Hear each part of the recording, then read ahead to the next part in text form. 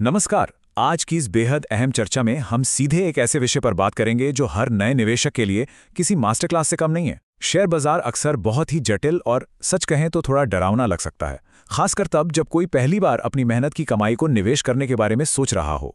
सुरक्षा भी चाहिए और पैसा भी बढ़ाना है, तो एक वित्तीय सलाहकार के नजरिए से आज हम बाजार के एक ऐसे हिस्से से पर्दा उठाएंगे जो सुरक्षा, स्थिरता और विकास का एक बहुत ही शानदार संतुलन देता है।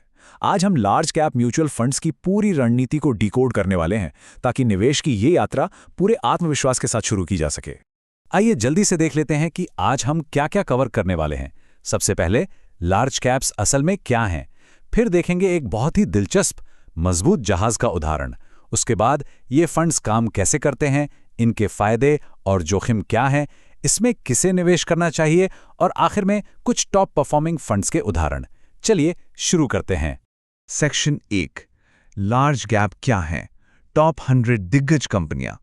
शेयर बाजार में कदम रखते ही एक शब्द बार बार सुनने को मिलता है, मार्केट कैपिटलाइजेशन या बाजार पूंजीकरण। सुनने में थोड़ा भारी भरकम लगता है ना, लेकिन असल में इसका सीधा सा मतलब है किसी भी कंपनी के सभी शेयरों का कुल मूल्य, बस इतना ही। और भारत में सेबी के नियमों के अनुसार इसी मार्केट कैप के आधार पर स्टॉक एक्सचेंज पर जो टॉप 100 कंपनियां होती हैं उन्हें लार्ज कैप माना जाता है। यानी ये देश की सबसे बड़ी, सबसे मूल्यवान और सबसे मजबूत 100 कंपनियां हैं। इसे थोड़ा और प्रैक्टिकल बनाते हैं। रिलायंस, टीसीएस या एचडीएफसी बैंक, ये सिर्फ नाम नहीं है, ये अपने अपने सेक्टर की स्थापित दिग्गज या ब्लू चिप कंपनियां हैं। हम में से कोई भी इन ब्रांड्स को रोजमर्रा की जिंदगी में आसानी से देख और पहचान सकता है। लार्ज कैप म्यूचुअल फंड्स मुख्य रूप से इन्हीं विशाल और मजबूत कंपनियों में पैसा लगाते हैं जिनका कारोबार बहुत बड़े स्तर पर फैला होता है। सेक्शन 2, मजबूत जहाज का उदाहरण और कैसे ये आर्थिक लहरों को पार करता है। जरा कल्पना कीजिए, शेयर बाजार एक बहुत विशाल समुद्र है और आर्थिक मंदी या चुनौतियां उस समुद्र में उठने वाले भयंकर तूफान हैं। अब एक छोटी नाव तो ऐसे तूफान में आसानी से पलट सकती है, लेकिन ये लार्ज कैप कंपनीज उस विशाल, मजबूत और अच्छी तरह से बने जहाज की तरह हैं जो बड़ी से बड़ी लहरों का डटकर सामना कर सकती हैं। जब अर्थव्यवस्था में मंदी आती है तो ये दिग्गज कंपनियां अपने बड़े रिजर्व के कारण उस झटके को आसानी से सह लेती हैं। और सबसे अच्छी बात, तूफान गुजर जाने के बाद ये सबसे तेजी से रिकवर भी होती हैं। सेक्शन 3, ये फंड्स कैसे काम करते हैं। चलिए इस जहाज के इंजन रूम के अंदर चलते हैं और देखते हैं कि वहां क्या हो रहा है। यहां एक बहुत ही दिलचस्प बात है। सेबी का एक सख्त रेगुलेटरी नियम है, किसी भी लार्ज कैप फंड के लिए यह बिल्कुल अनिवार्य है कि वह अपने कुल फंड का कम से कम 80% हिस्सा केवल और केवल टॉप 100 लार्ज कैप शेयरों में ही निवेश करे। बाकी का 20% फंड मैनेजर कहीं और निवेश कर सकता है। जरा सोचिए, ये 80% का नियम नए निवेशकों के लिए कितने बड़े सेफ्टी नेट की तरह काम करता है।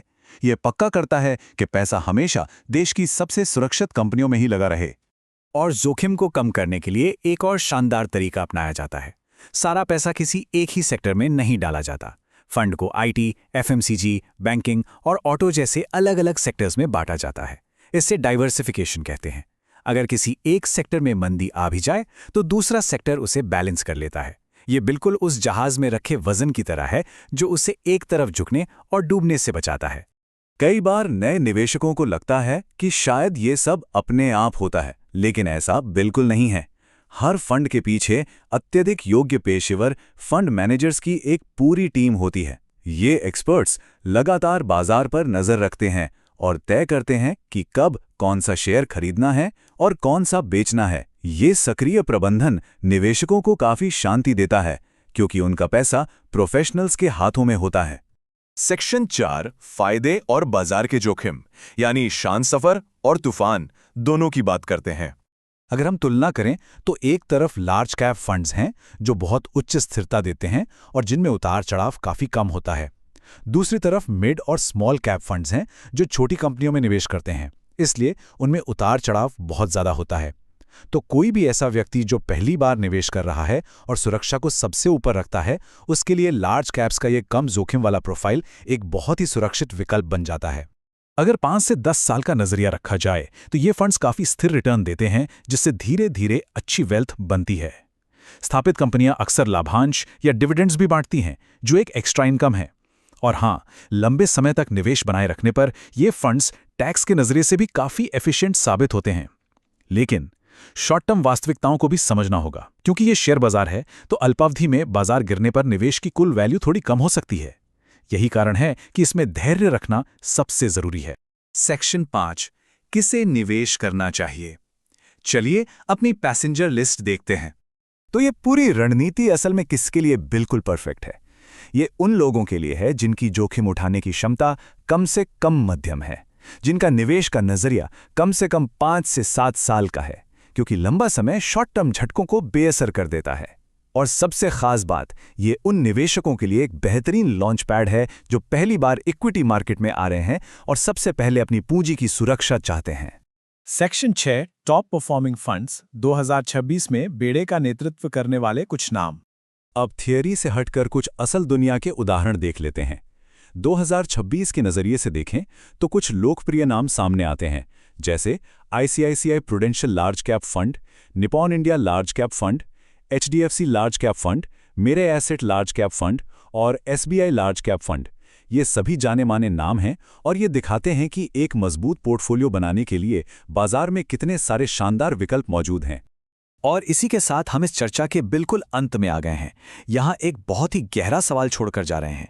क्या एक मजबूत जहाज इस वित्तीय यात्रा के लिए सही विकल्प है? शेयर बाजार की लहरें तो कभी शांत नहीं होती है ना, लेकिन सही जानकारी और सही निवेश के साथ वित्तीय लक्ष्यों तक सुरक्षित पहुंचा जा सकता है। अपनी निवेश क्षमता को परखने और इस सवाल पर विचार करने का ये बिल्कुल सही समय है। आज की इस चर्चा से जुड़ने के लिए बहुत बहुत धन्यवाद। सीखते रहें और अपनी वित्तीय यात्रा में आगे बढ़ते रहें।